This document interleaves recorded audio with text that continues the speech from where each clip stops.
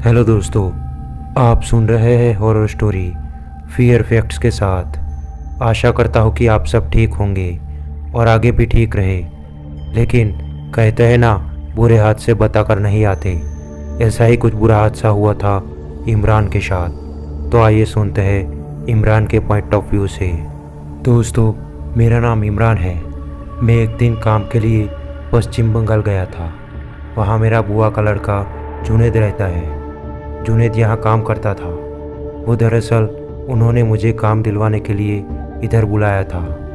जुनैद ने बताया कि एक काम है और उसके बदले में तुम्हें अच्छे पैसे मिलेंगे। ये बात सुनकर मैं बहुत खुश हो गया, क्योंकि अभी मुझे काम की बहुत ज़रूरत थी, क्योंकि मेरे घर की हालात कुछ ठीक नहीं थे। ये सब बातें चल ही रही थी कि तभी उन्होंने बताया कि तुम्हें एक कब्रिस्तान में रात बितानी होगी और वहाँ का काम सब निपटाना पड़ेगा। जुनैद भैया की ये बात सुनकर मेरी आंखें डर के मारे खुल गई थी। लेकिन अब पैसों के लिए कुछ ना कुछ काम तो करना ही पड़ेगा, इसीलिए मैं उस कब्रिस्तान में रहने के लिए मान गया। फिर हम दोनों सो गए। फिर अगली सुबह हम उन भाई के घर पे गए जो हमें काम को दिलवाने वाले थे। हम जब उस भाई के घर गए तो वो भाई घर पर ही था। फिर हम सब उस कब्रिस्तान की ओर चल पड़े। थोड़ी देर बाद हम कब्रिस्तान में पहुंचते हैं। जैसे ही हम कब्रिस्तान में पहुंचे तो मुझे कुछ अजीब लग रहा था, मानो कि मैं कोई भयानक जंगल में आ गया हो। ये कब्रिस्तान दिन में भी बहुत भयानक लग रहा था, मानो रात में कैसा लगेगा। मैं ये सब सोच ही रहा था, तभी उस भाई ने कुछ पैसे एडवांस में ही दे दिए और उन्होंने कहा कि आप कब से काम शुरू करोगे। मैंने कहा परसों से मैं आ जाऊंगा। मेरे इतना कहते ही वो भाई ने कहा ठीक है। ये कहकर हम सब वहाँ से निकल गए। जब हम घर पर आए तो मैंने जुनैद भाई को बताया कि भाई, उस कब्रिस्तान में मुझे कुछ ठीक नहीं लग रहा था, कुछ अजीब सा लग रहा था। तभी जुनैद भाई ने कहा, देख भाई, तू घबरा मत, ऐसा कुछ नहीं होता। और हाँ, इतने अच्छे पैसों में ये काम बहुत अच्छा है। ये सब कहकर हम लोग सो गए।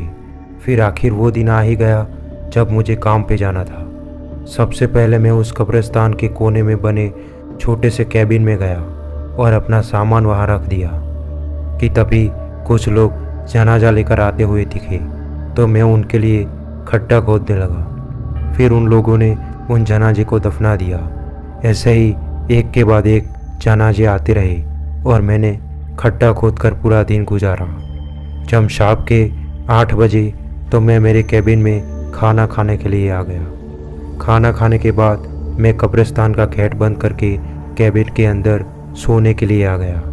जब मैं सो रहा था तब मेरे कैबिन के बाहर से किसी औरत के चिल्लाने की आवाज़ आती है। तभी मेरी आंख अचानक से खुल जाती है। मैंने घड़ी की तरफ देखा तो रात के तकरीबन 2 बज रहे थे। इतनी रात को इस औरत का चिल्लाना, मैं बहुत डर गया था। डरते डरते मैं दरवाजे की ओर गया। मैंने जैसे तैसे करके घबरा कर दरवाज़ा खोला तो सामने कोई औरत सफ़ेद साड़ी पहने खड़ी थी और कहने लगी कि मेरे बेटे की डेड बॉडी को दफनाना है। इतना कहते मैं बहुत सोच में डूब गया कि इतनी रात को ये औरत दफनाने क्यों आई होगी। ये सब सोचते सोचते मैं कब्रिस्तान के अंदर जाने लगा। फिर मैंने उस औरत के बेटे को दफनाया। फिर मैं कैबिन की तरफ निकल गया और वो औरत कब्रिस्तान के बाहर चली जाती है। मैं कैबिन के अंदर आ जाता हूँ। फिर मैं सोने की कोशिश कर ही रहा था कि तभी बिजली ज़ोर ज़ोर से कड़कने लगती है और एकदम से तेज़ बारिश शुरू हो जाती है। इतनी तेज़ बारिश कि मेरी आवाज़ कोई पास खड़ा आदमी भी नहीं सुन सकता। कैबिन के अंदर पानी ना आ जाए उसके लिए मैंने खिड़की बंद करने के लिए उठता हूँ, लेकिन खिड़की के बाहर मैंने जो देखा, मेरे तो पाँव से जान ही चली जाती है। मैंने देखा कि अभी मैंने उस औरत के बेटे को दफनाया था, वो कब्र से बाहर निकल रहा है। ये देखकर मेरी आंखों में अंधेरा छा जाता है और मेरी रूह कांपने उठती है। मुझे समझ में ही नहीं आ रहा था कि मैं क्या करूं कि तभी कोई दरवाज़ा ज़ोर ज़ोर से खिटखिटाने लगता है। मैं अब और भी ज़्यादा डर जाता हूँ। मैंने थोड़ा खिड़की से झांक कर देखा तो ये वही औरत थी जो इस बेटे की माँ थी। वो बहुत ज़ोर ज़ोर से किसी मोहम्मद का नाम लेकर दरवाज़ा खोलने को कह रही थी। मैं तो इतना डर गया था कि मानो मैं तो अब जिंदा ही नहीं हूँ। मैं पसीने से पूरा भीग गया था कि तभी उस औरत की आवाज़ बंद हो जाती है। मैं बहुत घबरा गया था, इसीलिए मैं खिड़की के पास भी देखने के लिए नहीं गया। आधे घंटे के बाद मैंने खिड़की से झांक कर देखा तो वो औरत अपने बेटे को लेकर कब्रिस्तान के पिछले वाले रास्ते से दूर जा रही थी। तभी मेरी जान में जान आती है और मैं चारपाई के नीचे जाके सुबह होने का इंतज़ार करता हूँ। जब सुबह में जुनेद भाई कैबिन में आते हैं तो मैं उनके सामने फूट फूट कर रोने लगता हूँ और मैंने उनको पूरी बात बताई।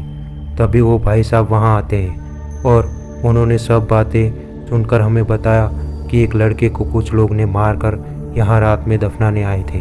तभी उसकी माँ भी उसके पीछे आती है तो उन लोगों ने उस औरत को भी मार कर यहाँ दफना देते हैं। तब से ये माँ और बेटा रात में रहने वालों को यहाँ दिखते हैं और यहाँ से चले जाने को कहते हैं। मैं इतना सुनते ही अगले ही दिन अपने गांव वापस आ गया और फिर कभी भी मैं वहाँ नहीं गया।